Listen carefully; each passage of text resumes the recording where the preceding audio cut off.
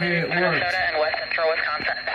During dangerous weather situations, these specially built radios are automatically activated to warn of the hazard. Tests of these radios are normally conducted by the National Weather Service in Shannon every Wednesday at 1 p.m. Severe weather threatens the area near the normal test time. The test will be postponed until the next available weather day. The warning alarm will be activated for select watches, warnings, and statements affecting central and southern Minnesota and west central Wisconsin. This concludes the test of the warning system. We now return